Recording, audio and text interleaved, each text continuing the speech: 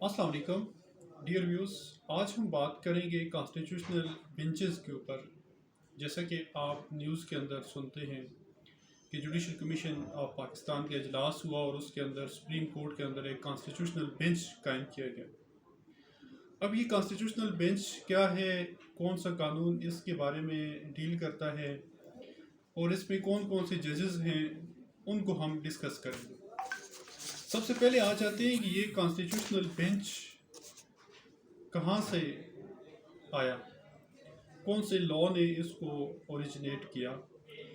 तो इस हवाले से जो मेन कॉन्स्टिट्यूशनल अमेंडमेंट हुई है 26 कॉन्स्टिट्यूशनल अमेंडमेंट 26 आइनी तरमीम, उसकी ये कॉन्स्टिट्यूशनल बेंच पैदावार है।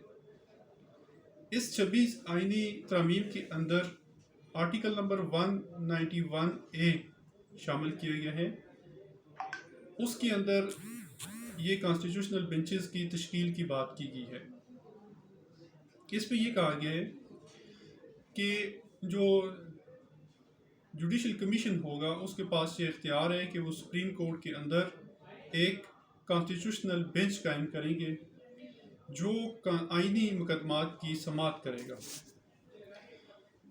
अब उस हवाले से गुज़श्ता दिनों में उसका इजलास हुआ और उसमें एक कॉन्स्टिट्यूशनल बेंच तश्कील दिया गया। अब इस कॉन्स्टिट्यूशनल बेंच के अंदर जो सरबराह है वो है अमीनुद्दीन ख़ान और उनके साथ 6 जजेस हैं। टोटल ये 7 जजेस का बेंच है। अब इसमें जो अहम बात है वो ये है कि इस बेंच को बनाते वक्त ना ही तो कोई सीनियरिटी के असूल को मद्देनज़र रखा गया, क्योंकि ये जो आइनी केसेस होते हैं ये सबसे इम्पॉर्टेंट केसेस होते हैं। इनका पूरी सोसाइटी के ऊपर बहुत ज़्यादा इम्पेक्ट होता है।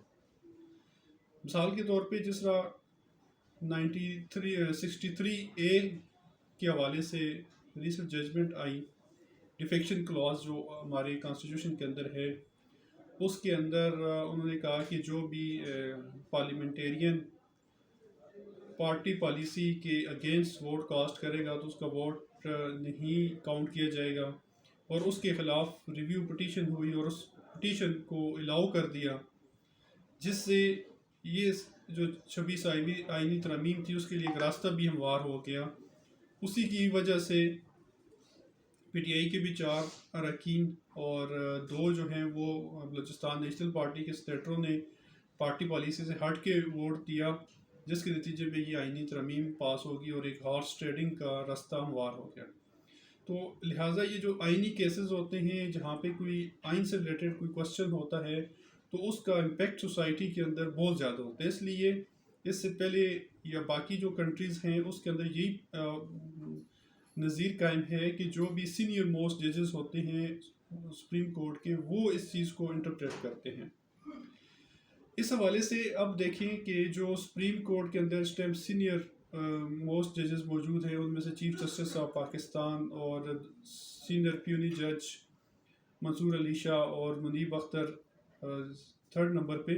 अब ये 3 जजेस वो कॉन्स्टिट्यूशनल बेंच का हिस्सा नहीं होंगे, जबकि 4थे नंबर के ऊपर इसके जो सरबराह हैं वो अमीनुद्दीन ख़ान होंगे। अब इनके साथ जो कॉन्स्टिट्यूशनल बेंच के अंदर भी जो जजेस हैं उनको इस बेस के ऊपर नहीं रखा गया कोई सीनियरिटी की बुनियाद पे या मेरिट की बुनियाद पे कि इन जजेस का जो है वो कॉन्स्टिट्यूशनल मैटर के अंदर ज़्यादा एक्सपीरियंस है, बल्कि उनको प्रोविंशियल रिप्रेजेंटेशन की बेस पे रखा गया है कि हर एक सूबे से एक नुमाइंदा होना चाहिए। जैसे कि आयशा मलिक है जो वो पंजाब से है, मसरत हलाली KPK से है और हसन अज़हर रिजवी जो वो सिंध से हैं। इस तरह मंदू खैल साहब जो हैं वो बलूचिस्तान की से नुमाइंदगी कर रहे हैं। तो ये नुमाइंदगी की बुनियाद पे बेंच बनाया गया है, ये कोई सीनियरिटी या मेरिट की बुनियाद पे नहीं बनाया गया। फिर उसके बाद आ जाते हैं कि अब ये कौन कौन से केसेस को सुन सकती है, ये भी बड़ी अहम चीज़ है। तो इस हवाले से आर्टिकल नंबर 191A के अंदर ही बताया गया है कि जो ऐसे मैटर्स होते हैं जो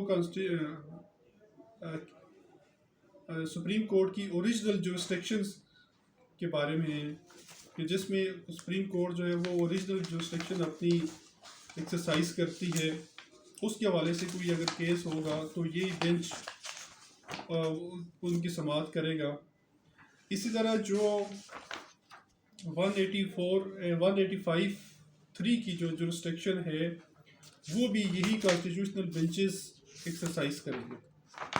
اس کے علاوہ جو ایڈوائزری رول ہے سپریم کورٹ کا تو وہ رول بھی یہی بینچ پلے کرے گا، یعنی کہ جو سپریم کورٹ کا انٹرپریٹیشن آف لاز یا کانسٹیٹیوشن کے حوالے سے جو کیسز ہوتے ہیں ان کی سماعت بھی یہی بینچ کرے گا۔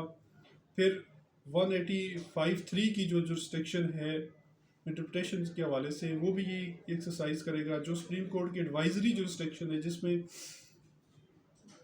صدر پاکستان یا کوئی اس طرح کی کیبنٹ کو کوئی ایڈوائس چاہیے ہو کسی انٹرپریٹیشن کسی لاء سے ریلیٹڈ، تو وہ بھی یہی کانسٹیٹیوشنل بینچ ایکسرسائز کرے گا۔ یعنی کہ جو مین کیسز ہوں گے کانسٹیٹیوشن کے، چاہے وہ سپریم کورٹ کی اوریجنل جورسڈکشن کے حوالے سے ہو، انٹرپریٹیشن آف لاز کے حوالے سے ہو یا اس کی ایڈوائزری جورسڈکشن کے حوالے سے ہو، تو یہ کانسٹیٹیوشنل بینچ سنے گا۔ اب یہ کانسٹیٹیوشنل بینچ کو ہم انڈیپینڈنٹ آف جوڈیشری کے حوالے سے اگر بات کریں تو اس پہ یہ چیز آپ کے نظر میں ہے، آپ کو پتہ ہونی چاہیے کہ ہمارے آئین کے اندر انڈیپینڈنٹ آف جوڈیشری اور سپریشن آف پاور کا ایک کانسیپٹ موجود ہے، جس میں کہ ہر ایک ادارہ جو جوڈیشری ہے، ایگزیکٹو ہے،